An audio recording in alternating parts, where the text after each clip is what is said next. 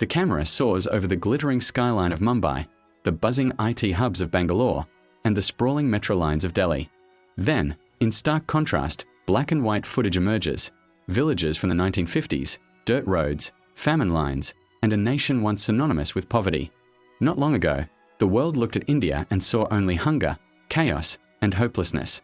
Today, it sees skyscrapers, satellites, and the rise of a new superpower. But the real story lies in the journey between these two worlds. How did a country dismissed as poor and broken transform into one of the fastest-growing powers on Earth? This is not just an economic tale. It is cultural, geopolitical, and technological. It is the story of a nation that refused to be defined by its scars. A story of resilience, reform, and reinvention. This is the story of how India is rewriting its destiny, from poverty to power. When India gained independence in 1947, it inherited not just a fractured nation, but an economy deliberately hollowed out by 2 centuries of colonial exploitation. The so-called colonial drain had siphoned wealth, raw materials, and talent out of India, fueling Britain's industrial rise while leaving India deindustrialized. Once famous textile centers like Bengal, which had produced some of the world's finest muslin, had been systematically dismantled to make way for British imports. Famines, such as the Bengal famine of 1943 that killed millions, were not simply acts of nature but consequences of colonial policies that prioritized wartime exports over human survival. The numbers at independence reveal the depth of this devastation. Literacy stood at below 20%. Life expectancy hovered around 32 years, barely a generation. India's share of global GDP had collapsed to roughly 3%, a dramatic fall from its pre-colonial position as one of the world's largest economies. For many outsiders, India was seen not as a land of opportunity but as a land of perpetual poverty. In the 1950s and 1960s, this perception only deepened. Global media portrayed India as the poster child for hunger and handouts, grain ships arriving from the United States, aid agencies feeding malnourished children, and a nation struggling to find its footing. The challenges were immense. Partition displaced over 14 million people, creating one of the largest refugee crises in history. Food insecurity plagued the nation, and infrastructure was in shambles. The trains, roads, and industries that existed were designed for colonial extraction, not national development. India faced the monumental task of not just building a country, but rebuilding a civilization. Despite the bleak inheritance, India's leaders set out with a bold vision. Under Prime Minister Jawaharlal Nehru, the country adopted a mixed economy, one that combined elements of socialism with democratic governance. The state took charge of commanding sectors: steel, power, coal, and infrastructure, believing that heavy industries would form the backbone of a modern nation. This era became known as the Nehruvian model, and while criticized later for inefficiencies, it created the industrial base that India lacked at independence. The Green Revolution of the 1960s and 70s marked another turning point. With the introduction of high-yield seeds, irrigation projects, and fertilizers, India transformed from a country dependent on food imports to one that became self-sufficient in grain. The haunting images of famine began to fade, replaced by overflowing granaries and agricultural exports. What set India apart from many of its Asian peers was not just economic strategy, but its commitment to democracy and institutions. While countries like China, Pakistan, and others turned toward authoritarian models, India insisted on universal suffrage, regular elections, a free press, and an independent judiciary. This democratic resilience, even amid poverty, created stability and legitimacy that paid dividends later. Education, too, became a quiet but powerful investment. Institutions like the Indian Institutes of Technology, LITs, and Indian Institutes of Management, IIMs, were established, planting seeds of a skilled workforce that would eventually drive India's global rise in technology and business. Progress was slow, poverty reduction lagged, and bureaucracy stifled innovation, but the foundation for future growth had been laid. By the late 1980s, however, the cracks in the system were too deep to ignore.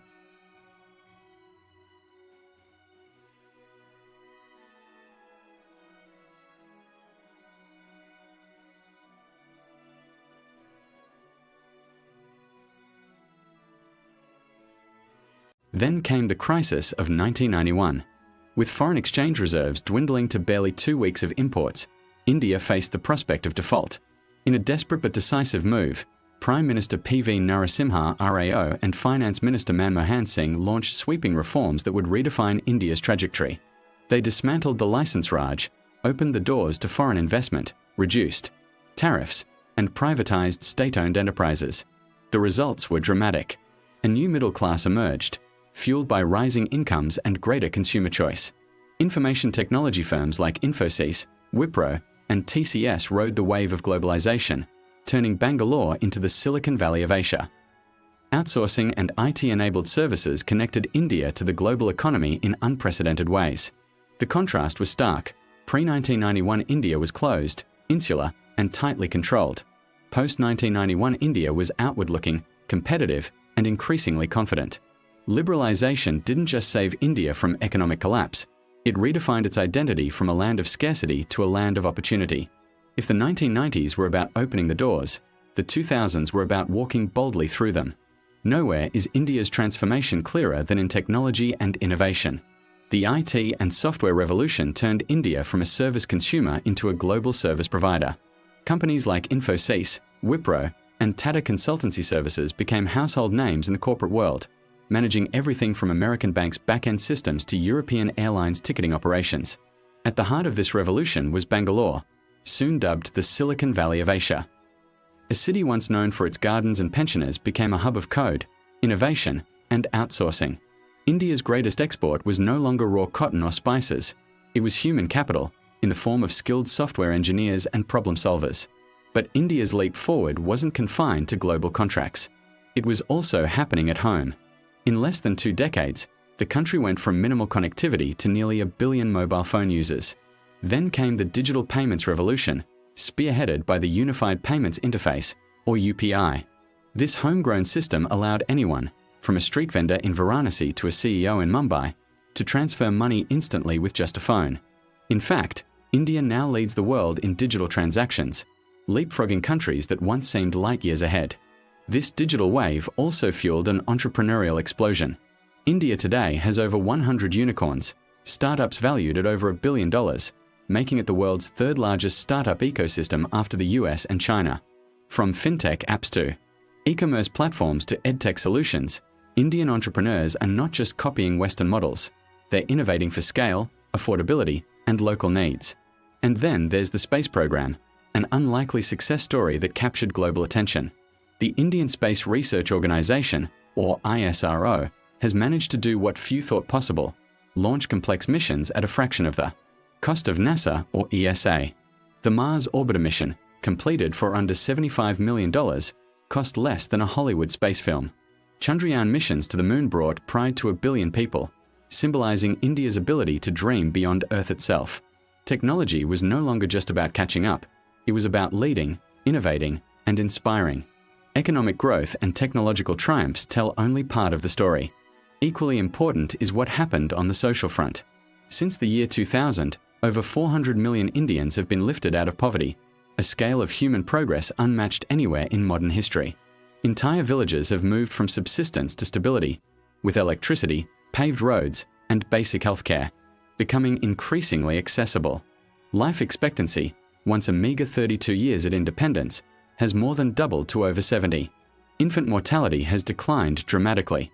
Vaccination campaigns, rural health missions, and an expanding pharmaceutical sector have made healthcare more affordable and more widespread than ever before. Education, too, has seen steady improvement. Literacy rates, which hovered below 20% in 1947, are now nearing 80%. Universities are producing not just workers, but global leaders in business, technology, and academia. Yet, despite these gains, the picture is far from perfect. India is a nation of striking contrasts. Gleaming skyscrapers rise above sprawling slums. Billionaires rank among the world's wealthiest, even as millions still live hand-to-mouth. Rural areas often lag far behind cities in education, healthcare, and opportunity. Youth unemployment remains a pressing challenge, with a young and restless population eager for jobs that the economy cannot always provide. Gender disparities and malnutrition persist, even as women enter boardrooms. And politics in growing numbers. This duality of dazzling progress alongside grinding inequality is the paradox of modern India. It is both a rising power and a developing country, a nation of billionaires and street vendors, space programs and potholes, world-class hospitals and malnourished children. To understand India's rise, one must also confront its contradictions. India's rise is not confined to economics or technology. It is also reshaping the global order. For decades, India followed a policy of non-alignment, staying neutral in the Cold War rivalry. But as the world shifted, so did India's strategy. Today, it balances between the United States, Russia, and China, building partnerships while guarding its independence. Its military strength is formidable. India maintains the world's largest volunteer army, a growing navy, and a credible nuclear arsenal. Modernization programs are equipping its forces with homegrown weapons and high-tech systems, reflecting the country's ambition to not just defend itself, but to project power in the Indian Ocean and beyond. On the diplomatic stage, India has claimed a louder voice. Its presidency of the G20, its long-standing contributions to UN peacekeeping, and its leadership role in BRICS underscore its emergence as a global player. Unlike many powers that speak mainly for themselves, India positions itself as the voice of the global South. It champions the concerns of developing nations in climate negotiations, trade talks, and technology access, reminding the world that billions of people live outside the West's orbit. This balancing act, cooperating with Washington on defense, buying oil from Moscow, and managing a tense rivalry with Beijing, shows India's unique ability to navigate a multipolar world. For many, India represents not just a rising nation, but an alternative model of power, democratic, diverse, and determined to chart its own path. India's rise isn't only measured in GDP charts or military strength, it's also unfolding on the softer, subtler fronts of culture and identity. Take Bollywood, for instance. For decades, Indian films, with their music, dance, and vibrant storytelling, have captivated audiences across Africa, the Middle East, and Central Asia. Today, thanks to streaming platforms like Netflix and Amazon Prime, Indian cinema is reaching living rooms from Los Angeles to Lagos. Songs go viral on TikTok, dance sequences are copied by influencers worldwide, and Bollywood stars command a truly global fan base. Beyond cinema, India's cultural exports run even deeper. Yoga studios dot the skylines of New York and London. Indian food, once considered exotic, is now mainstream, from chicken tikka masala in Britain to dosas in Silicon Valley. Spiritual traditions rooted in India, from mindfulness meditation to Ayurveda, have become billion-dollar global industries. The influence doesn't stop there. The Indian diaspora, over 30 million strong, has become one of the most influential communities worldwide. In the US, UK, Canada, and the Middle East, people of Indian origin are shaping politics, academia, and business. They act as cultural ambassadors, keeping India relevant and respected in global discourse. Then there are the corporate boardrooms. The CEOs of some of the most powerful technology companies in the world, Google's Sundar Pichai, Microsoft's Satya Nadella, IBM's Arvind Krishna, Adobe's Shantanu Narayan, are all of Indian origin. Their leadership is not only a testament to individual talent, but also a signal of India's growing intellectual footprint. And, of course, cricket, a sport that transcends borders.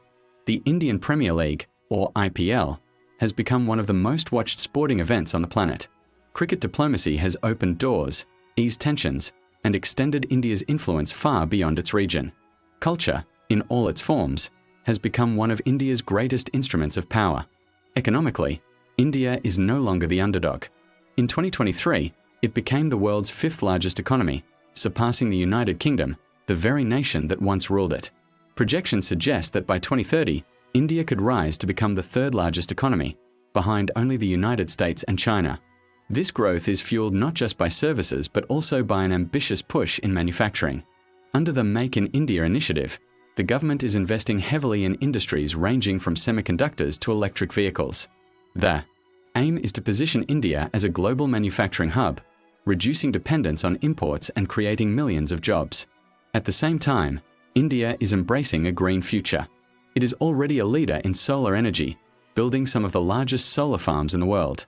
With bold investments in green hydrogen, renewable power, and electric mobility, India is positioning itself at the forefront of the global energy transition. Trade is another pillar of this transformation.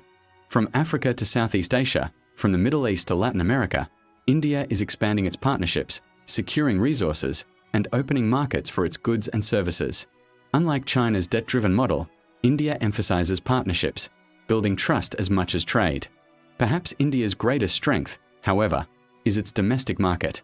With 1.4 billion people, hundreds of millions of whom are joining the middle class every decade, India possesses a consumer base that is both massive and young. This demographic dividend ensures that even if global demand falters, India's internal demand can keep its economy thriving. But the road to power is never smooth. For India, the challenges ahead are as daunting as the opportunities. One pressing concern is youth unemployment. While India has one of the youngest populations in the world, many young graduates face a mismatch between their skills and the jobs available. Without sufficient employment, the demographic dividend could turn into a liability. Infrastructure, though improving, still lags behind needs. Megacities like Delhi and Mumbai face congestion, pollution, and overburdened systems, while rural areas still lack reliable connectivity, roads, and healthcare access. Bridging this urban-rural divide remains a critical challenge. Social divisions also threaten progress. Issues of caste, religion, and gender inequality continue to flare up, sometimes stalling reforms and sparking unrest. Women, though increasingly visible in politics and business, still face barriers in education and employment across many parts of the country. Environmental issues loom large as well. India is among the most climate-vulnerable nations, facing rising sea levels, water scarcity, and deadly heat waves. Pollution in major cities poses health risks to millions. Balancing industrial growth with sustainability will be a defining test of leadership. Finally, there's the question of politics. India's democracy remains vibrant, with noisy debates and high voter participation. Yet, growing polarization, rising nationalism, and questions about press freedom raise concerns both at home and abroad. Can India remain the world's largest democracy while navigating these pressures? The answers will shape not just India's future, but the future of democracy itself. As India looks to the horizon, 2047 looms large, the centenary of independence. Leaders have set an ambitious vision, Viksit Bharat, or Developed India. The roadmap envisions a $30 trillion economy by mid-century, placing India firmly among the world's top 3 economic powers.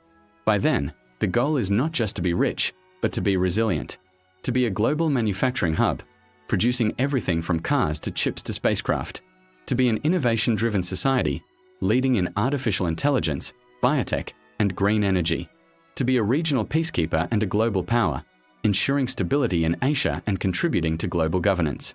But visions are easy, execution is hard. The question is whether India can achieve growth that is inclusive, where prosperity reaches villages as much as cities, women as much as men, the poor as much as the rich. Can it modernize without losing its traditions? Can it lead globally without neglecting the needs of its people at home? If India succeeds, its story will not just be about catching up with the world, it will be about redefining the world itself. India's story is not simply one of rising numbers. It is the story of a nation that refused to be broken by poverty, that rebuilt itself from famine and colonization to become a force that commands respect on the world stage. From a land that once begged for grain to one that now feeds millions. From being ruled to setting its own rules. From poverty to power. The journey is unfinished, the challenges are real, but one truth is undeniable. India is no longer defined by despair, but by potential. Its future will be written not only in Delhi or Mumbai, but in every village and every family striving for a better tomorrow.